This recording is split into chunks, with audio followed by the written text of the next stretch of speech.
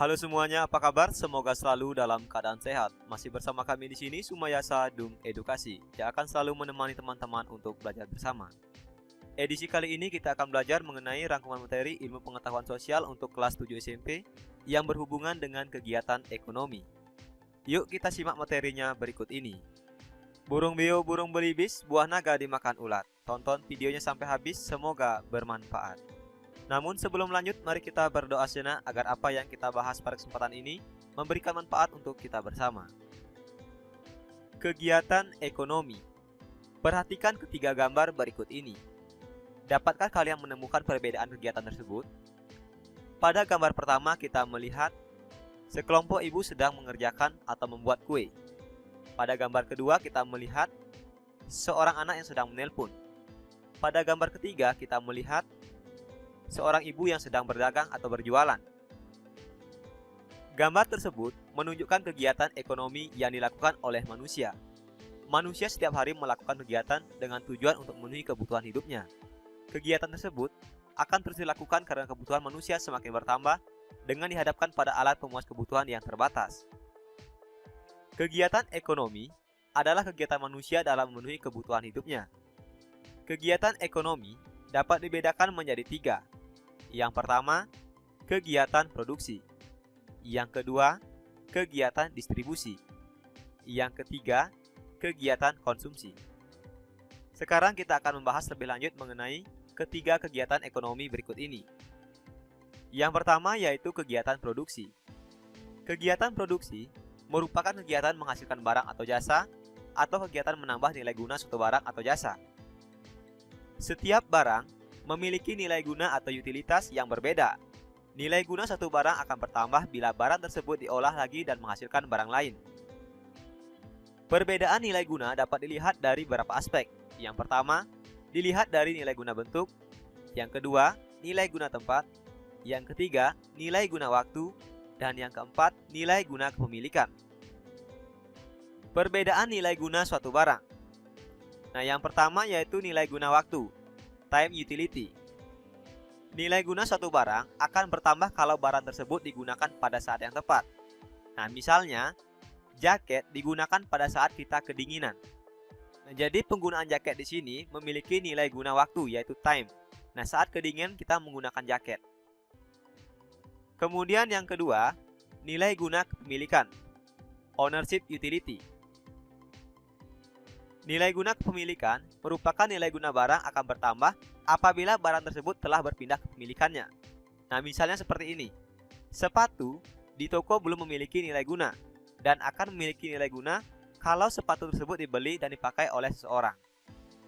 Jadi meskipun di toko itu ada banyak sepatu, tetapi sepatu tersebut belum memiliki nilai guna karena belum dimiliki dan digunakan oleh orang-orang.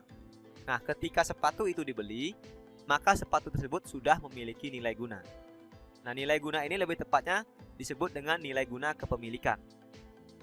Selanjutnya yang ketiga, nilai guna bentuk atau for utility. Suatu barang akan memiliki nilai guna apabila telah mengalami perubahan bentuk. Nah, contohnya kacang kedelai akan memiliki nilai guna lebih tinggi apabila dirubah atau diolah menjadi tahu atau tempe. Yang keempat, nilai guna tempat atau place utility. Nilai guna satu barang akan lebih tinggi karena perbedaan tempat. Nah, misalnya, pasir akan bertambah nilai gunanya kalau dibawa ke toko bangunan. Nah, jadi pasir-pasir ini ketika ada daerah pegunungan ini memiliki nilai guna, tetapi ketika pasir ini dibawa ke toko bangunan maka nilai gunanya akan menjadi lebih tinggi. Orang atau lembaga yang menghasilkan barang atau menambah kegunaan satu barang disebut sebagai produsen. Dengan kata lain, produsen adalah orang yang melakukan kegiatan produksi. Dalam melakukan kegiatan produksi, seorang produsen harus mengingat tiga hal utama. Nah, yang pertama yaitu what, apa. Apa saja barang-barang yang akan dihasilkan dan bahan-bahannya seperti apa. Yang kedua, who, bagaimana. Bagaimana memilih faktor-faktor produksi untuk memproduksi barang. Yang ketiga, who, kepada siapa. Kepada siapa barang yang diproduksi tersebut akan didistribusikan. Nah, ini merupakan tiga hal utama yang harus diperhatikan dalam melakukan kegiatan produksi. Produksi memerlukan faktor-faktor produksi atau sumber daya ekonomi. Nah, secara umum, faktor produksi dikelompokkan menjadi 4 macam. Nah, yaitu yang pertama adalah faktor produksi alam, yang kedua tenaga kerja, yang ketiga modal, dan yang keempat kewirausahaan. Faktor alam dan tenaga kerja disebut sebagai faktor produksi asli, karena dengan dua faktor tersebut, manusia sudah dapat menghasilkan suatu barang. Kemudian faktor modal dan kewirausahaan disebut sebagai faktor produksi turunan, karena faktor ini sebagai hasil dari faktor produksi asli. Sekarang kita akan membahas yang pertama, yaitu mengenai faktor produksi alam. Faktor produksi alam adalah faktor produksi yang disediakan oleh alam sebagai bahan mentah atau bahan baku dalam melakukan kegiatan produksi. Nah, berikut ini merupakan contoh dari faktor produksi alam. Yang pertama ada tanah, hutan, emas, air. Nah, ini merupakan beberapa contoh faktor produksi alam. Yang kedua, faktor produksi tenaga kerja. Tenaga kerja adalah sumber daya manusia yang dapat digunakan kemampuannya untuk proses produksi. Tenaga kerja dapat dibedakan menjadi tiga, yaitu tenaga kerja terdidik, tenaga kerja terlatih, dan tenaga kerja tidak terdidik dan tidak terlatih. Tenaga kerja terdidik merupakan tenaga kerja yang menempuh pendidikan formal sesuai dengan bidang profesinya. Nah, misalnya dokter, guru, dan polisi. Kemudian tenaga kerja terlatih merupakan tenaga kerja yang memiliki keahlian tertentu dan keterampilan terlatih, misalnya supir dan penjahit. Yang ketiga, tenaga kerja tidak terdidik dan tidak terlatih merupakan tenaga kerja yang tidak harus menempuh pendidikan formal dan tidak memerlukan keterampilan khusus. Nah, misalnya tukang sapu, pembantu rumah tangga, kuli bangunan, kuli pacul, dan lain sebagainya. Yang ketiga yaitu faktor produksi modal. Modal adalah segala hasil produksi yang dibuat manusia dengan tujuan untuk menghasilkan barang-barang atau jasa lain. Modal tidak hanya berupa uang, tetapi bisa juga berupa barang. Nah, misalnya tempat perusahaan, kemudian ada peralatan perusahaan. Nah, ini juga merupakan bagian dari modal. Yang keempat, faktor kewirausahaan.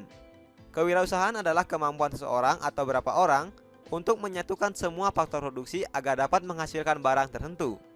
Faktor produksi ini merupakan kemampuan menjalankan suatu perusahaan sehingga perusahaan tersebut dapat berjalan secara efisien dan menguntungkan.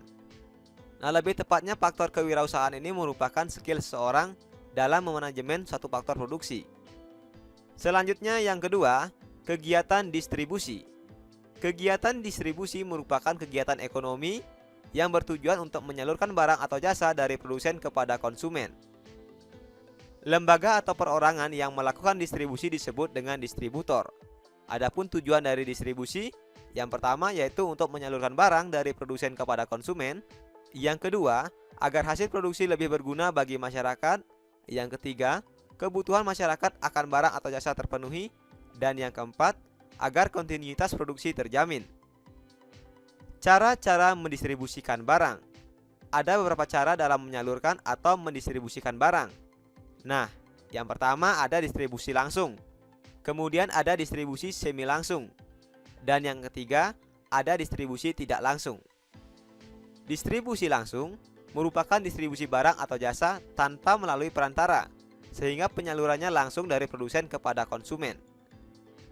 Kemudian distribusi semi langsung merupakan sistem distribusi dari produsen kepada konsumen melalui pedagang perantara yang merupakan bagian dari produsen. Selanjutnya distribusi tidak langsung merupakan sistem distribusi dari produsen kepada konsumen melalui agen, grosir, pedagang kecil yang bertindak sebagai pedagang perantara. Nah, sekarang kita akan berikan contoh yang real. Nah, misalnya begini. Ada seorang pengrajin kursi, dia membuat kursi. Kemudian setelah kursinya jadi, dia langsung menjual kepada konsumen. Nah, ini disebut dengan distribusi langsung. Kemudian distribusi semi langsung, yaitu sistem distribusi dari produsen kepada konsumen melalui pedagang perantara yang merupakan bagian dari produsen. Nah, jadi si produsen ini juga sekaligus sebagai pedagang. Nah, dialah yang langsung menyalurkan kepada konsumen. Ini disebut dengan distribusi semi langsung. Nah, berbeda dengan distribusi tidak langsung yang biasanya dilakukan oleh perusahaan-perusahaan besar. Nah, misalnya perusahaan pabrik sepatu, dia memproduksi sepatu dalam skala besar. Untuk menyalurkan barangnya kepada konsumen, maka perusahaan ini memerlukan agen-agen atau toko grosir dan pedagang-pedagang kecil. Nah, pedagang-pedagang kecil atau agen-agen inilah yang kemudian menyalurkan sepatu tersebut kepada konsumen. Nah, ini disebut dengan distribusi tidak langsung. Selanjutnya yang ketiga yaitu kegiatan konsumsi. Kegiatan konsumsi merupakan kegiatan memakai, menggunakan, atau menghabiskan kegunaan setiap barang, baik secara berangsur-angsur maupun sekaligus. Manusia setiap hari melakukan kegiatan konsumsi dengan tujuan untuk memenuhi kebutuhannya. Kegiatan yang dilakukan manusia tergantung dari tujuan masing-masing individu. Kegiatan konsumsi ada yang dilakukan secara berangsur-angsur. Nah, misalnya seperti ini. Pakaian dan kendaraan ini merupakan barang yang digunakan secara berangsur-angsur. Kemudian ada juga yang sekaligus habis. Nah, misalnya seperti makanan dan minuman. Ini merupakan barang yang dapat dikonsumsi secara langsung dan akan habis pada saat itu juga. Pelaku kegiatan konsumsi. Yang pertama yaitu kegiatan ekonomi rumah tangga keluarga. Nah, rumah tangga keluarga merupakan bagian dari pelaku kegiatan ekonomi. Rumah tangga keluarga biasanya terdiri dari ayah, ibu, dan anak-anaknya. Setiap anggota keluarga mempunyai kebutuhan yang berbeda-beda, baik dilihat dari jumlah maupun ragamnya. Contoh kebutuhan anggota keluarga bisa berupa makanan dan pakaian, sedangkan kebutuhan keluarga adalah rumah, listrik, ataupun telepon. Kemudian pelaku kegiatan ekonomi yang kedua yaitu rumah tangga perusahaan. Perusahaan merupakan tempat berlangsungnya proses produksi. Pada saat memproduksi barang, perusahaan ini memerlukan bahan baku, tenaga kerja, dan modal. Perusahaan dapat menekan biaya produksi dengan membeli atau menggunakan bahan baku yang murah, menggunakan tenaga kerja yang terampil, sehingga dapat menghasilkan barang dalam jumlah banyak dengan kualitas yang baik. Nah, dengan demikian, perusahaan selain sebagai pelaku kegiatan produksi, juga merupakan pelaku kegiatan konsumsi, karena perusahaan juga memakai suatu barang atau jasa. Selanjutnya pelaku kegiatan konsumsi yang ketiga yaitu ekonomi negara. Konsumsi negara bertujuan untuk memenuhi atau melayani kebutuhan masyarakat. Biaya yang digunakan untuk konsumsi negara berasal dari masyarakat. Lebih tepatnya yaitu berasal dari pajak masyarakat. Dalam hal ini, negara setiap akhir tahun membuat rancangan anggaran dan belanja negara yang nantinya harus disetujui oleh DPR. Nah, hal ini bertujuan agar pengeluaran pemerintah dapat sesuai dengan kebutuhan masyarakat. Baiklah teman-teman, mungkin cukup sekian dulu materi kita kali ini yang berhubungan dengan kegiatan ekonomi. Nah, berikut ini merupakan rangkuman dari apa yang sudah kita pelajari pada kesempatan ini. Kegiatan ekonomi adalah kegiatan manusia dalam memenuhi kebutuhan. Kegiatan ekonomi ada 3, yaitu produksi, distribusi, dan konsumsi. Produksi adalah kegiatan menghasilkan barang atau jasa, atau kegiatan menambah nilai guna suatu barang dan jasa.